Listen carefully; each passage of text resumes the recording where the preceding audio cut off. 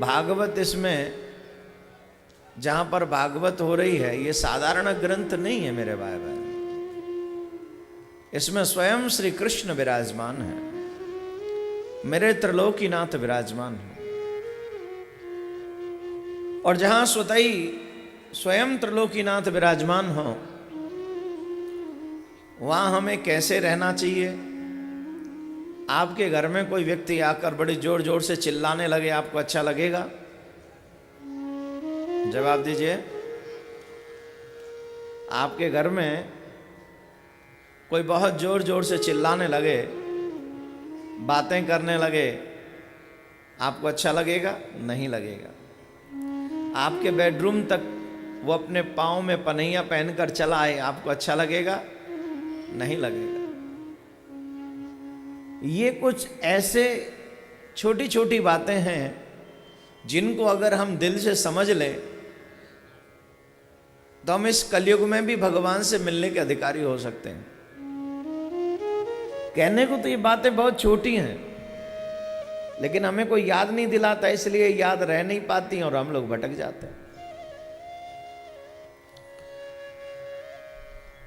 सभी से प्रार्थना है, दो ही चीजों का ध्यान रखें। बेवजह वार्तालाप न करें, समय से आमे जहां जगह मिल जाए वहां बैठ जाएं। इस पूरे कथा पंडाल में आवाज तो आ ही रही है। और हम बार बार कह रहे हैं कि कार्यकर्ता भी सिर्फ, महाराज हमारे पतिदेव नहीं सुनते हमारी बात। मैंने कहा तो बेटे को सुना लिया कर। बोले महाराज जी बेटा भी नहीं सुनता मेरी बात। मैंने कहा बहू को सुना लिया कर। महाराज बहू तो बिल्कुल भी नहीं सुनती। तो मैंने कहा नाती पंतियों को सुना लिया कर। अरे महाराज वो भी तो अपनी माँ पे ही गए, वो भी बिल्कुल नहीं सुनते। मैंने कहा ये तो बड़ा गड़बड़ है, तुम्हारा तो कोई सुनता ही नहीं। बोले नहीं सुनता। मैंने कहा शांति का उपाय बताऊं? बोले बताइए। बोले माता जी अब सुनाना बंद करो और सुनना शुरू कर दो, अपने आप घर में शांति आ जाएगी।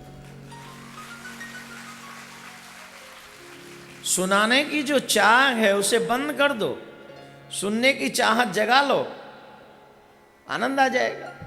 अभी आप लोग जो मन से यहाँ कथा सुनते हैं या हम लोग जहाँ भी जाते हैं, बहुत कहते हैं महाराज आनंद आ गया। क्यों आनंद आ गया जानते हो?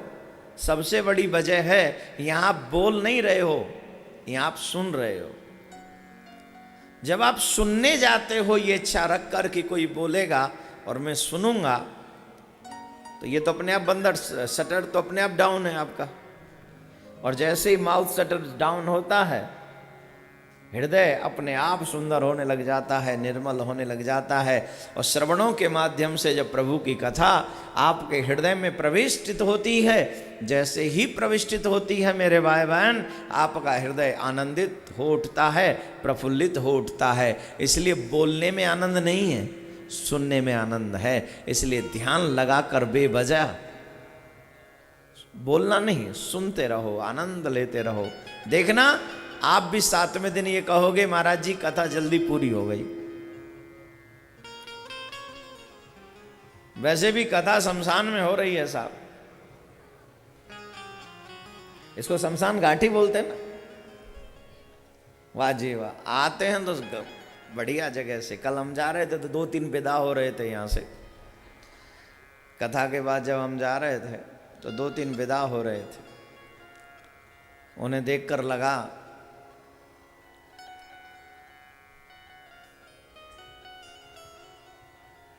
पूरी जिंदगी गुजर गई आखिरी मंजिल तक पहुंचने के चक्कर में, इंतजार में। एक बात याद आ रही है मेरे भाई बहन, जब हम पैदा हुए थे जो माँ ने पहला वस्त्र पहनाया उसमें भी जेब नहीं थी, और जब हम विदा होते हैं तो जो कफन हमें पहनाया जाता है उसमें भी जेब नहीं होती। और पूरी जिंदगी भर मेहनत करते हैं जेब भरने के लिए। पूरी जिंदगी भर प्रयास किसके लिए करते हैं? जेब भरने के लिए। ना आए थे तब जेब थी, जाएंगे तब भी जेब नहीं होगी, और पूरी जिंदगी इसी में गुजार देंगे तो कैसे काम चलेगा। मैंने तो एक ग्रंथ पढ़ रहा था यहीं के विषय में, उसमें लिखा है कि यहाँ घी के तालाब थे, कुएं थे। ब्रह्मा जी ने ब्राह्मणों को घी के कहा था, ये घी के कुएं हैं, ये कभी खाली नहीं होंगे, बस जो कह रहे हैं वही करना। सोने के मकान थे, जितनी फैमिली है, पहाड़ थे, सोने का ही है, अब पत्थर की हो गया कलयुग में। अच्छा, मैं तो सोच रहा था अभी भी सोने का हो तो थोड़ा आप लोगों से निवेदन करें भैया, हैं है ही नहीं, और होते तो हम आपको उधर जाने नहीं देते। राधे राधे। तो कितना सुंदर है, देखिए यहाँ ये आपकी गया धाम की, और ये गयासुर नाम का जो क्या कहूं मैं उसे, देवतुल्य कहूंगा, जिसके देह को भी जिसने दान में दे दिया हो, जिस गयासुर ने अपनी देह के दान को इतना श्रेष्ठ बना दिया। कहते थे इतना तपस्वी कि उनका दर्शन मात्र से लोग, दर्शन मात्र से तर न जा रहे हैं लोग, दर्शन मात्र से।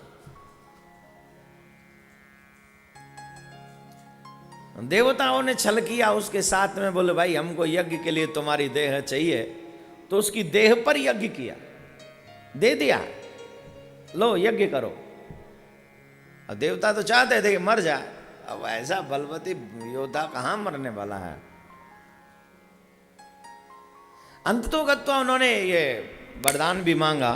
देवताओं जब समझ गए कि देवता मारना चाहते थे, तो आप सबको तो ये पूरी कथा मालूम है, इसलिए अल्प में कह रहा हूं, बहुत कम में कह रहा हूं। कैसे ले रहा हूं? क्योंकि मैं अपनी वाणी पवित्र कर रहा हूं यहाँ के देवता का वंदन करके।